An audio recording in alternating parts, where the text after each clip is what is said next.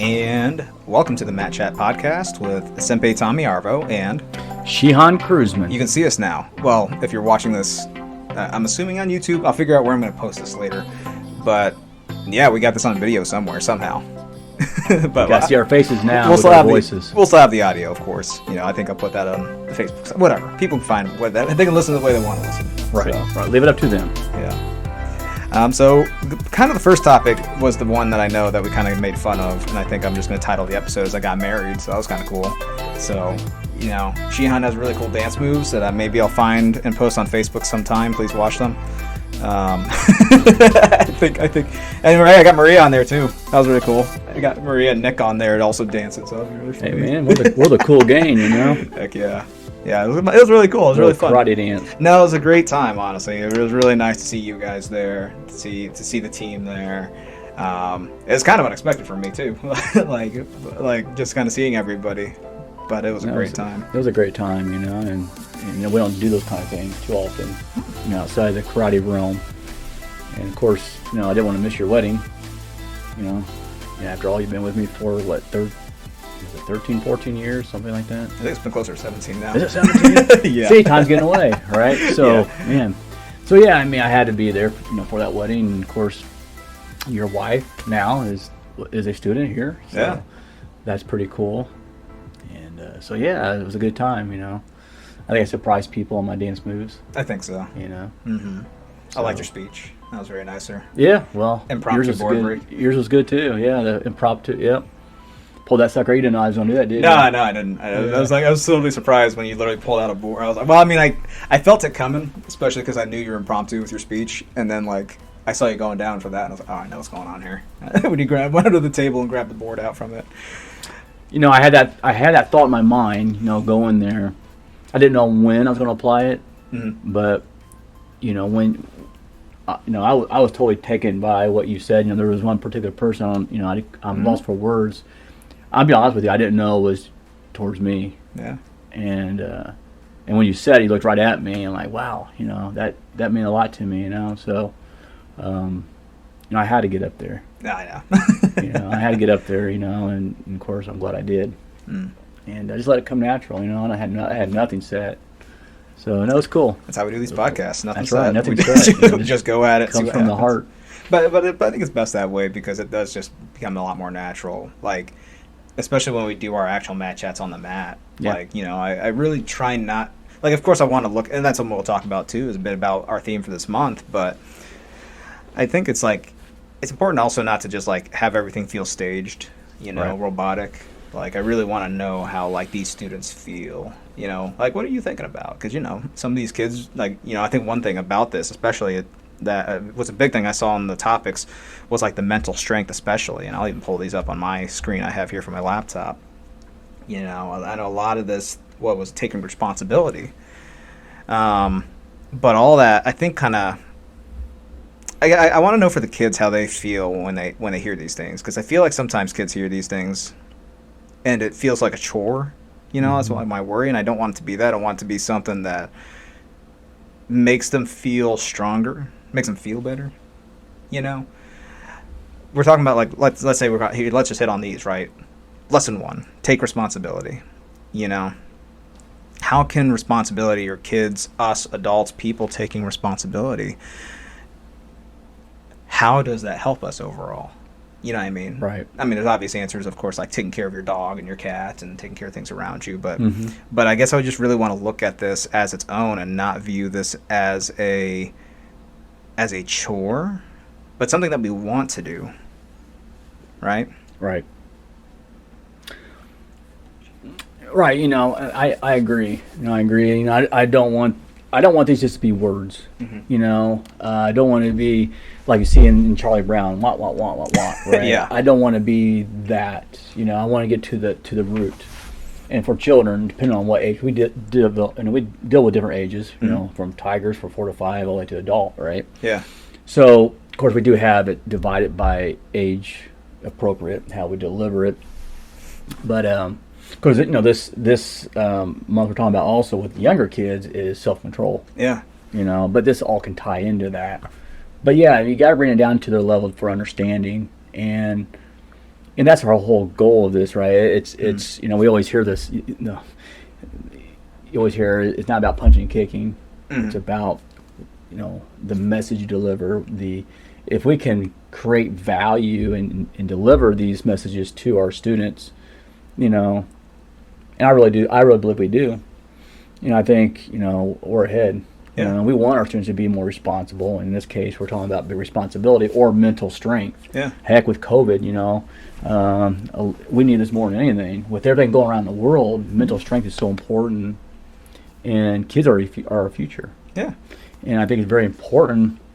And you and I are on the same wavelength on that. We want our kids to be empowered, and if we can deliver this to their understanding, I think that's powerful.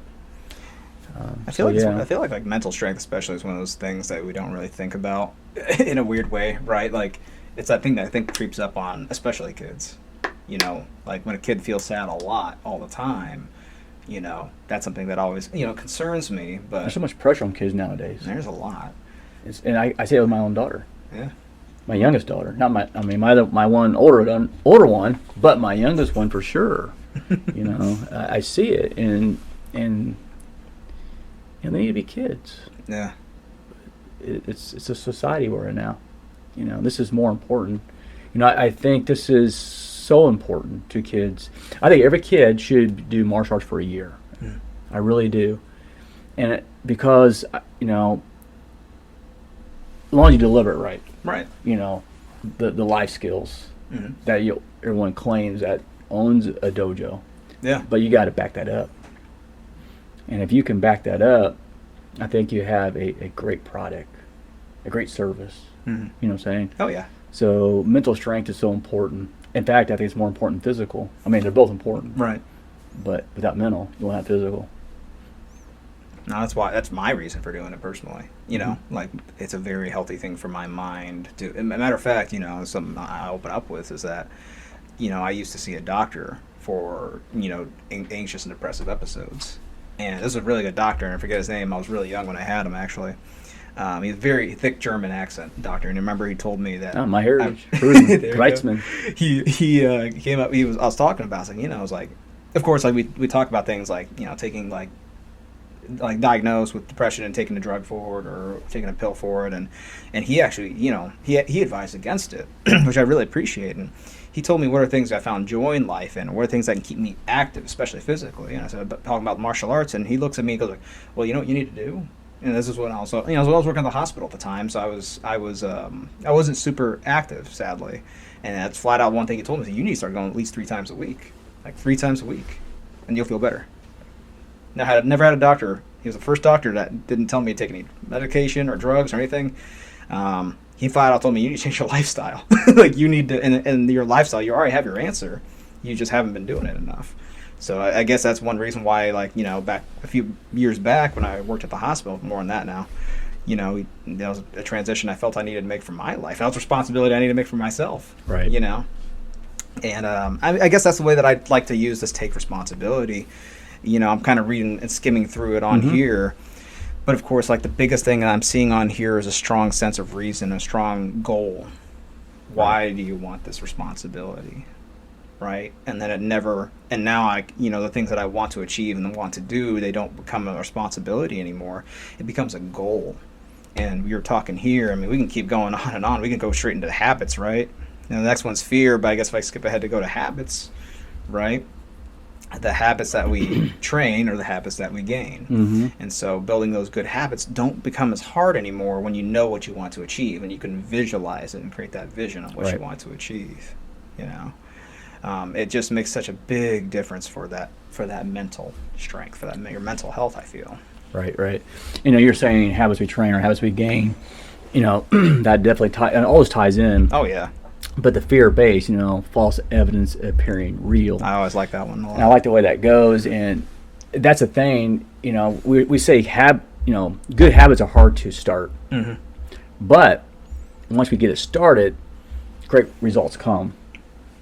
But then we have that fear base. Oh yeah. And that false evidence. Maybe we don't feel like we're good enough. We're not smart enough. At least I'm gonna interrupt you. I just feel I feel hardcore. Even to this day, I feel. And I say this week, I feel sometimes it's something that false evidence appearing real. I mean, this one hits hard for me. Is that I think comparing. Well, I can't remember. A buddy of mine said, "Comparison is the thief of joy." And that's something that I sometimes do. It's like, man, I don't have what that guy has. I don't have I don't have a house like that person, or I'm not making enough money, or whatever. I think that's maybe a normal human instinct. A lot of us do that. And obviously, I feel like that is a bad habit when we do that, right? We shouldn't have that need to feel like we need to compare. That only hurts us, right? Like, I feel like that's just something that inherently I just don't find very much good in that. I mean, maybe it can give you that short-term motivation to push yourself, but over the long term, I think that just really, it's hurt you. Today, we did spinning, jumping, what was it? Spin, jump, back kick, right? Right. And today we had this problem a little bit today. Right. I should say problem, I should say challenge, is some of the students were having a hard time. One student said, I hate this, right? But it's like they're already putting yourself down. You barely even tried. That's false evidence. It's right there, right? You're already accepting the failure and defeat. But you haven't barely even started. Some of the students, I think I saw one say it. I won't say who, but that's all I'll say. I don't think they even tried to do it. Right. They even tried to jump. Right. We haven't even tried yet, and we've already accepted failure. What does Yoda always say? There's no try, you must do. Yeah, do or do not. Do or do not, So, yeah, I totally agree with you, man. And you got to... And we just started it, right? First week. So you got to get out of that gate. Yep. And there's, if not, that's going to limit you. And that's the thing I like about what the martial art teaches. It's a vehicle to teach these life lessons outside of the dojo. And all the magic happens on the mat. Yeah. And, if we can hit home with the students on these lessons through the martial arts training, to let them see how that works together, with, these challenges, using martial arts as a vehicle, But you got to, like I say, it starts with just trying. And if you mess up, fall down, do it again. Yeah. If you fall down, just get right back up. Just get yourself back up. And you can kind of see the difference with that with some of the kids who won't let that fail. And someone's like, or make an excuse. But we shouldn't allow those excuses to take over. I think the biggest thing is that we just got to be okay with failure. I think as adults we do, kids especially. We got to learn to accept it, because we're not going to always win. No. I'm not a big person on the trophy thing. Everyone gets a trophy. Right. It's something you're going to have to experience. Because without success, this is like anything. Without joy, you got to have sadness. Right. And with this kind of, I don't want to get too deep in that, but that's, that's Eastern religion, right? Without joy, you got to have sadness down to the joy. Right. Without dark, you got to have light. Right. You got to have that in order to experience those things. It's the yin and the yang, man. It's a yin and the yang, absolutely. So we can go into this without any religion connection. So why you got to experience failure. You got to experience setbacks, or you'll never know what it's like when you do succeed. We get students all the time. I can't do this. But I think it's great. It's a good challenge for us as students or as instructors. Well, students too, but as instructors, how we can help them through that. Because as an instructor, you learn just as more. It's, you're like a student again. What can I do to help the student? Right. Obviously, they're going to have to help themselves a little bit, but that's what makes a great instructor. I think I told you about it before, Tommy, that. Hey, you may be a great martial artist. Yeah. But are you a great teacher? Right. Are you a master teacher? That's a whole other level. Just because you're a black belt doesn't mean that you're an excellent instructor. You may be good in the martial arts, but how about like a life coach? Yeah. If you want to call it that, lack of terms, life coach or mentor. Yeah. That's how I look. What we aim for. But yeah, we definitely had a lot of good. I mean, and there's nothing wrong with the way I view it this way, is because I know we definitely had some really good black belts, especially, and we've talked about before. It's like it's like they are incredible practitioner. They're focused and they're disciplined and they're good people, but it is hard to kind of get over the other hump of. But could that instruct? And not everyone has that. Not everyone has the ability to or the want to. And that's something that's okay. Your why. Right, your why. How strong is your why? Sometimes, people will, that's the thing, is like people will have their own reasons, at least the way I view it, to get black belt, I think it's just for myself personally. I think it's very important to have that reason, to have a reason, rather than just I'm going to do it. Because I think it kind of shows if you're just going to say I'm just going to do it just to kind of do it. I don't think I've ever seen a black belt came in through here with that mentality. So at least one that made it. Right. You know, I think it's just very important to have those goals, to have that something in mind. You know. Absolutely. That kind of leads into the habits, right? Habits we train or habits we gain, like we talked about. Good habits, good life. Good habits, good life. You know, we talked about to the students tonight, sir, about, you know, it starts with small little habits. You don't have to indulge yourself, like, go all at once. Right. How about practice? How we practice? Just pick one thing and practice it. And that becomes a good habit over time. But you got to be consistent. If you're jumping all over the place, you'll never establish a habit. Yeah. You know, maybe you need to get up at a certain time and make that happen. Yeah. You know, start with that. You know, and even ourselves, we need to follow the same thing. Though. Definitely. You know, if we're going to try to teach our students that, we got to live it, man. You know, and that's the thing. We can't be a hypocrite and just say, "Yeah, you got to do this," and then we're not doing it ourselves. Right. Then we need to check. They always say, "Check from the neck up." Yep. I think it comes from Zig Ziglar. And I always keep that in mind. Do a checkup from the neck up. Like, man, that always hits home with me when I hear that. Well, you know, it's important because I don't know. Is it really hard? I feel like to follow someone who says it but doesn't do it. It's just like you're able to talk the talk but not walk the walk. And for me, right now, a personal habit that I'm really trying to build up is that like every week, at least 3 times a week, I'm going to the gym. Like I get up. And it does help, by the way. I do have external motivators at people I go with, But for me, like that's something that works. Like it's something that works. It gives me something to look forward to. So it makes this going to the gym. When I go by myself, I won't lie, it's a little harder. I'll push myself, and so far I've made myself do it. For one day this other week, I had to push myself to go by myself, and I did it. It was harder, but I still did it. But it's nice when you gotta be honest with yourself. I have to be honest with myself, right. And I've had my friends. I have some friends I've been going with. And that honestly does make it a way easier because it is that external motivator. It is that small thing where it's almost not like I'm thinking about going to the gym. I'm almost thinking, man, I'm kind of looking forward to hanging out with my friends, to go with my friends here. Right. But in turn, I'm going to the gym. Right. I'm trying to create these positives out of these habits. It's hard. It's just so much harder, I think, with habits when they're always negative in our minds. We know there's a positive outcome, right? Like always eat your green vegetables, eat some broccoli. But if I was just handed a bowl of like raw broccoli and I was like, all right, let's go. You know what I mean? It wouldn't be the same. But I like the idea of what you were saying of creating those small habits, Heck, start off by cooking them or something. Maybe just get a few. I don't know. But have some. Right. Do a little bit. And then build from there. Create your own plan from there. Right. Right. 1 broccoli today, 2 tomorrow. I don't know. But these small little increment changes, it will add up to big habits, and that's what it is. Our life should be about habits. I mean, good habits, that is. Oh yeah. It seems simple. It is, but it isn't. Yeah. Depends on what it is. But yeah, it's like I said, all this just ties in the fear base, the good habits.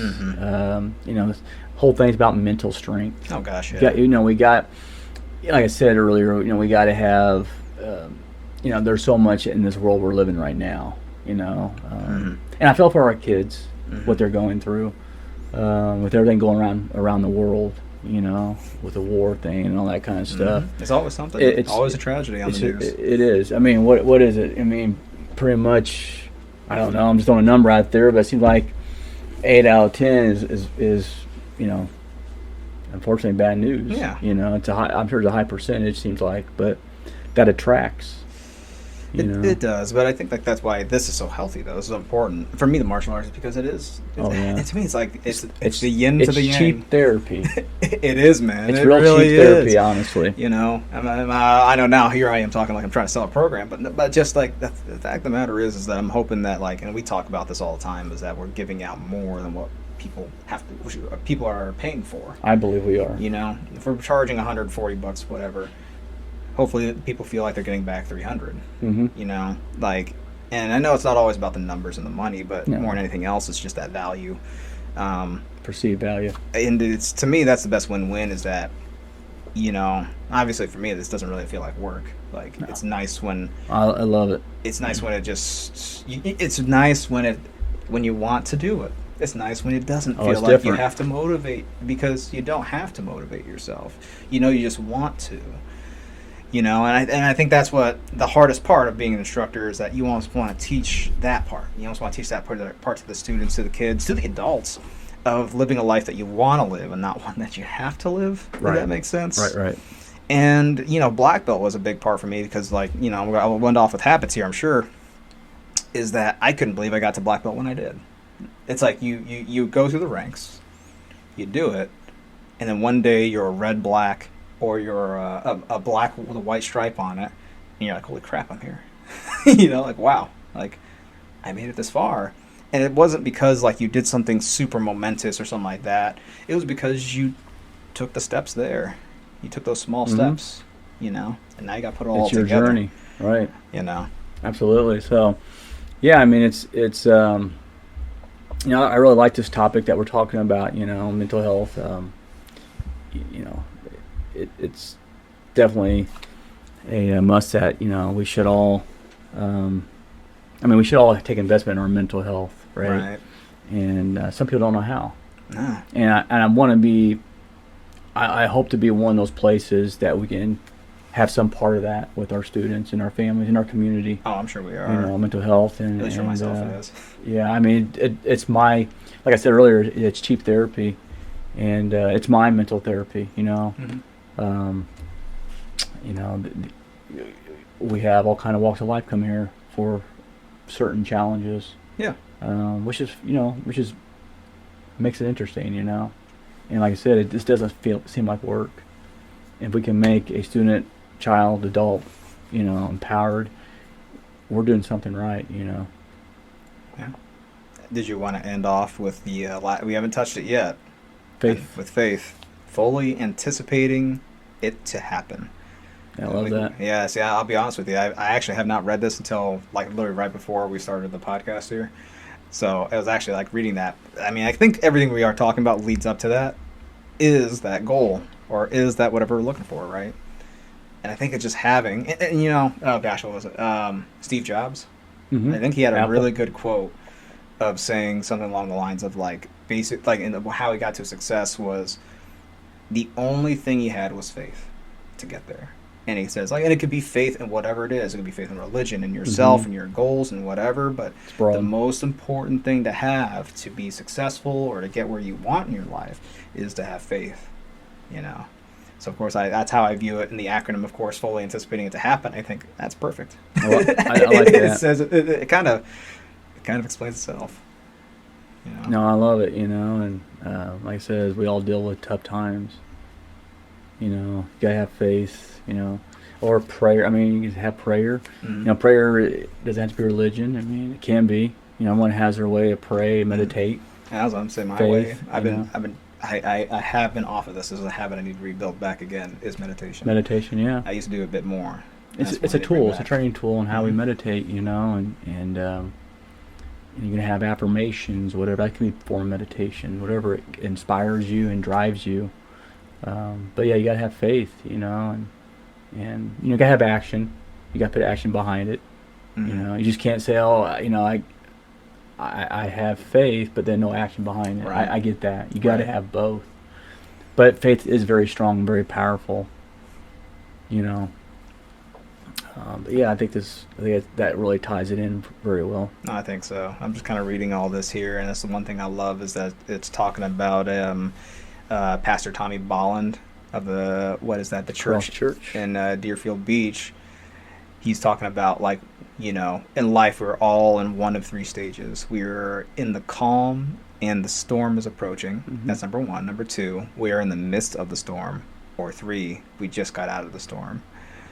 None of us are immune to difficulties. However, our life philosophy, mindset, and attitude will determine how we respond to the challenge. Successful people have faith, which means they fully anticipate it to happen. Having faith means that you believe things will work out for the better. You're confident that you can overcome the challenge, achieve a goal, win the war.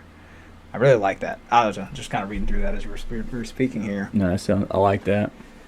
These are really good. No, these are really good. Yeah, I mean, that just that just comes down to that. And I think we're put on this earth for. I think we all have reasons. Mm-hmm. I think we all have a mission that we need to accomplish, but some of us do find it, some of us don't, right? Yeah. And I think faith is powerful. You got to have faith. It's like that purpose that we want to have is one that it's a journey that we all take on our own, And I have you ever seen, I don't know if you've seen this movie, I won't keep going because I know we're 25 minutes into the podcast, but have you seen the movie Soul? I haven't. I mean, I've heard of it, but I've never seen it, no. I really love that a lot because and I'll explain it real quick, and hopefully I won't spoiler for anyone who's listening, whoever's seen Soul, but I love the movie is because the point of the movie is that the main character, he is so obsessed with finding his purpose, he forgets to live his life. So he says, I'll start living my life the second I find my purpose. And it wasn't that it was a bad idea for him to find a purpose. It was to make sure you're enjoying it along the way. Because he found, and the thing about the movie, again, spoiler, he gets his purpose. He ends up playing this big show. He can play it every day of his life he wants to. And then literally he walks out the door and goes like, wow, I thought it'd feel different. And he's standing in the exact same street he was yesterday. He's taking the same bus he took home. Nothing changed in his life other than he hit his goal. Because he let go of everything else just to achieve that goal. Just to achieve that purpose. But what I loved about it was that he relived it, and he still could follow through with that goal, but he could stay positive along the way. He could still just be happy along the way with what he had and have his goal. Have your cake and eat it too kind of thing. There you go. Yeah. And I don't know, it's just something I found because the last thing I read here I saw was surrounding yourself with positive people. And I think that was one thing that really hit me hard with that movie was it doesn't take much more than just changing your mindset. And just having a positive attitude to make things work out. I still have plenty of goals I want to achieve personally, but I'm still very happy with the things that I have. Right. I want to add that onto my life. Right. Be happy with what you have, not what you don't have. I think it makes finding those goals and whatever purpose we're looking for, at least. I guess for myself personally, I feel like that makes it easier along the way. It makes it a little more enjoyable along the way. Right. Yeah. And that's just it. You have a goal in mind, but why not enjoy the journey to get there? In fact, a friend of mine was talking about that the other day on his video he's doing, and it goes right with this. It's like we all have an end goal, and then what? Yeah. Enjoy what's in between. Enjoy what's beyond that. Yeah, and beyond that, that's right. Yeah, you can achieve it, and then what now? Yeah. Because you don't want. Then what? So that's what life is. And some people get it, some people don't. Unfortunately, but enjoy that journey and what gets you there. And things happen for a reason. I really believe that things do happen for a reason. I don't know how I can explain it, but I really do believe that. But yeah, you got to go past that goal. And it's like you, Tom. I have a lot of goals that I want to achieve as well. My personal life, and of course my business life. So yeah. So I really like this topic: mental strength, take on responsibility. You have anything else to say, Tom? I can keep going, but I think we're 28 minutes in. So. Yeah, we try to keep this out about 20 minutes. I think we're saying that, but unfortunately, with us talking, it's never going to happen. Well, we're talkers, so. Anyway, I enjoy doing these with you, and hopefully the audience get a little something out of this. It's just, like you said, just let it come natural. Oh, yeah. Let's have a conversation. Let's have coffee, let's have a conversation. That's what it was before, so. This is cool. All right. Bye, guys. Guys, take care.